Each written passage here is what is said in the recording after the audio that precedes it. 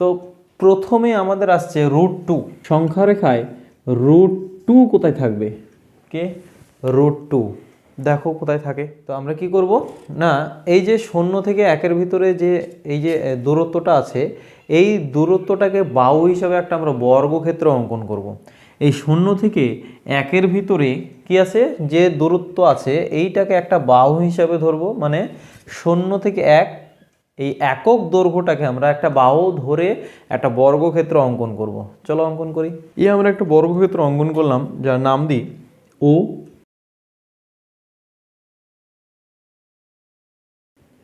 এখানে নাম দিলাম এটা এই এই এই বিন্দুটার নাম দিলাম এ, এই বিন্দুটার নাম দিলাম বি, এই বিন্দুটার নাম দিলাম সি। তো আমাদের ও এ বি সি একটা বর্গ, কি একটা বর্গ, ক্লিয়ার হলো?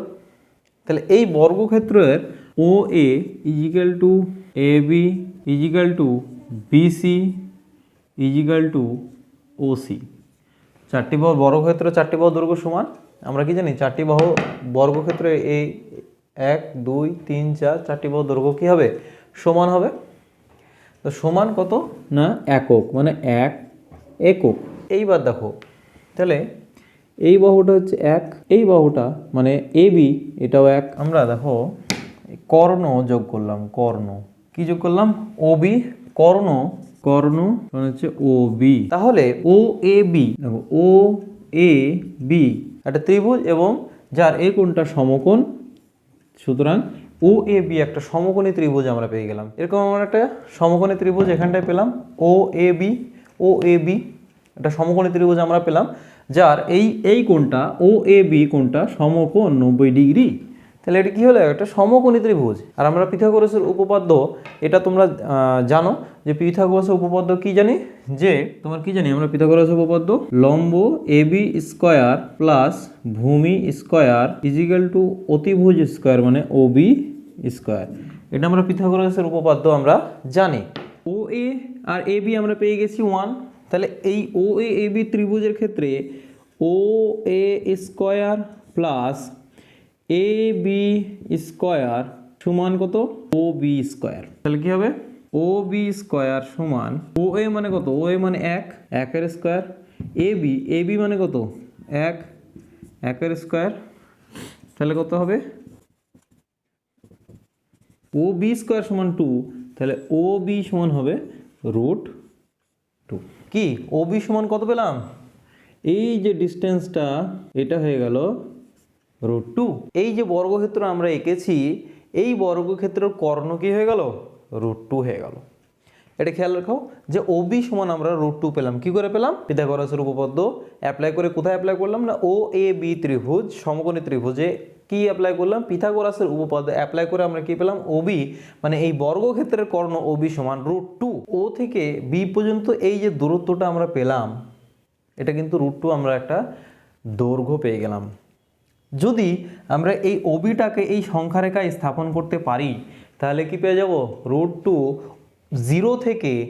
জিরো থেকে কত দূরত্বে আছে সেটা আমরা পেয়ে যাব। ওবিটাকে সমান করে যদি এখানে বসাতে পারি, এই সংখ্যারেখায় বসাতে পারি, ওবি সমান এখানে সংখ্যারেখায় যদি আমি বসাতে পারি, তাহলে এই 0 থেকে √2 কত দূরত্বে আছে, মানে সংখ্যারেখায় √2 কোথায় আছে সেটা আমরা পেয়ে যাব। তার জন্য আমাদের কি করতে হবে, তার জন্য আমাদের করতে হবে ওবিকে ব্যাসার্ধ ধরলাম। এই ব্যাসার্ধ যদি আমি বৃত্ত অঙ্কন করি, তাহলে বৃত্তের ব্যাসার্ধের দৈর্ঘ্য কি এখানেও যা এখানেও তাই। সুতরাং আমরা সেটাই করলাম যে ওবিকে ব্যাসার্ধ ধরে একটা বৃত্ত অঙ্কন করলাম, যেটা কিনা সংখ্যারেখাকে ধরো এখানে সি বিন্দুতে ছেদ করেছে। তাহলে এই সি বিন্দুটাই হবে √2।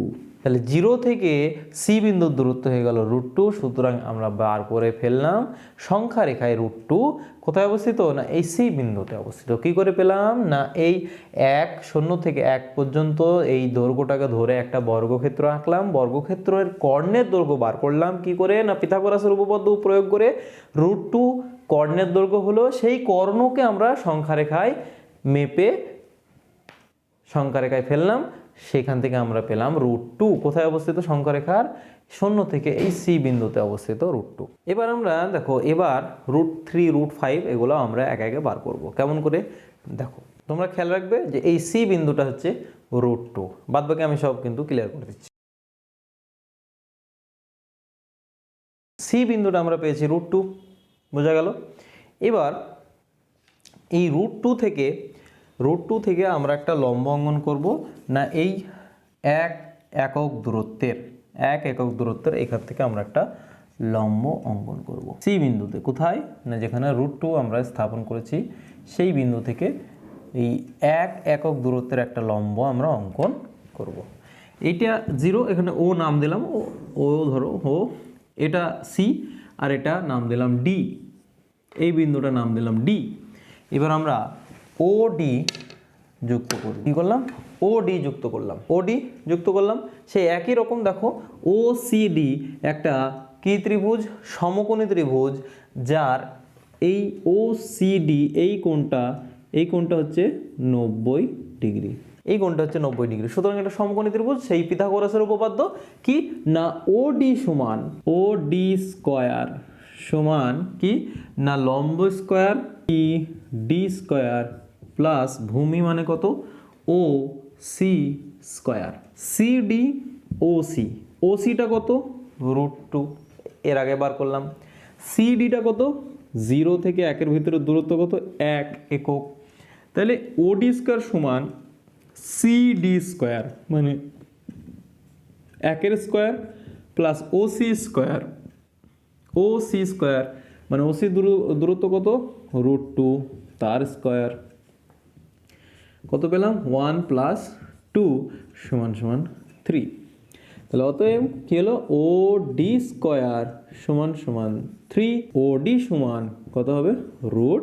তাহলে আমরা পেলাম ওডি, এই যে দূরত্বটা ওডি সমান √3। ঠিক আছে, ওডি দূরত্বটা √3 কি করে পেলাম না, এই ওসি মানে √2 যেখানে পেয়েছি সেই বিন্দু থেকে এক একক দূরত্বের লম্ব অঙ্কন করলাম, সেখান থেকে সমকোণী ত্রিভুজ পেলাম, সমকোণী ত্রিভুজের অতিভুজের দৈর্ঘ্য আমরা পেলাম √3। একই পন্থা। এবার আমাকে কি করতে হবে না, এই ওডিটাকে আমাকে সংখ্যা রেখে আনতে হবে। কি করে আনবো, ব্যাসার্ধ পরিমাপ করে বৃত্ত আঁকবো। ব্যাসার্ধ পরিমাপ করে ওডি ব্যাসার্ধ নিয়ে বৃত্ত অঙ্কন করলাম, যে বৃত্তটা এইখানটা সংখ্যা রেখাকে এই বিন্দুতে ছেদ করেছে, যে বিন্দুটার আমরা নাম দিচ্ছি ই বিন্দু, যে বিন্দুটার আমরা নাম দিলাম ই বিন্দু। ই বিন্দুতে আমরা কি পেলাম না, √3 পেলাম। কি পেলাম না, √3 পেলাম। বোঝা গেল কত সোজা। তাহলে আমরা কি করলাম, প্রথমে এক এককের বর্গক্ষেত্র এঁকে তার কর্ণের দৈর্ঘ্য বার করে √2 পেলাম। √2কে বিন্দু করে তার উপর লম্ব অঙ্কন করে ত্রিভুজ অঙ্কন করে সেই ত্রিভুজের অতিভুজ পেলাম √2 পেলাম, √3 পেলাম। এরপরে কি আছে, √5। তাহলে এই বিন্দুটা √3, এটা খেয়াল রাখবে, এটা মনে রাখবে যে কি করে বার করলাম সেটাও বললাম।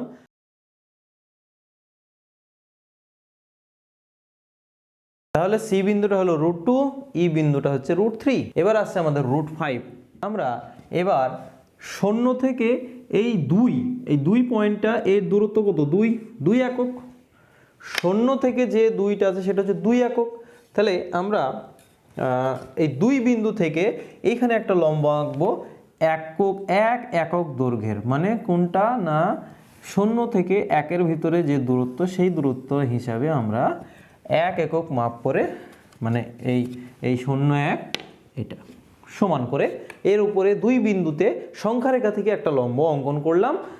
এই বিন্দুতে আমরা এটা নাম দিলাম ডি, এটা নাম দিলাম এফ। এবার আমরা ও এফ যুক্ত করব। কি করলাম, ও এফ যুক্ত করলাম। তো দেখো ও ডি এফ হচ্ছে কি সমকোণী ত্রিভুজ আমরা পেয়ে গেলাম কি না, ও ডি এফ। কি পেয়ে গেলাম, ও ডি এফ একটা সমকোণী ত্রিভুজ, যার ও ডি এফ এই কোণটা হচ্ছে 90 ডিগ্রি। এর ফলে আমরা এখান থেকে ও এফ বার করতে পারবো কি, একইভাবে পিথাগোরাসের উপপাদ্য প্রয়োগ করে না, O D square plus D F square. বোঝা গেল, আমি একবারে লিখে দিয়েছি। ও এফ স্কয়ার না লিখে ও এফ সমান √OD স্কয়ার লম্ব স্কয়ার প্লাস ভূমি স্কয়ার। লম্ব কত, এই লম্ব হচ্ছে ডি এফ, ভূমি হচ্ছে ওডি। তো এখানে লম্ব ওডি মানে কত, টু, টু স্কোয়ার, আর ডিএফ মানে হচ্ছে ওয়ান, ওয়ান স্কোয়ার, সুতরাং 4 + 1 √5। তাহলে কি পেয়ে গেলাম না এই অতিভুজের দৈর্ঘ্যটা পেয়ে গেলাম √5, এই যে দূরত্বটা সেটা আমরা পেয়ে গেলাম √5। কোনটা পেলাম না OF। একই রকম ভাবে একে আমরা সংখ্যা রেখায় বসিয়ে দেবো, এটাকে আমরা নাম দিলাম G, এই বিন্দুটা। তাহলে বলো OGটা কি হয়ে গেল, OGটা হয়ে গেল √5। তাহলে √2, √3, √5 আমরা বের করে ফেললাম।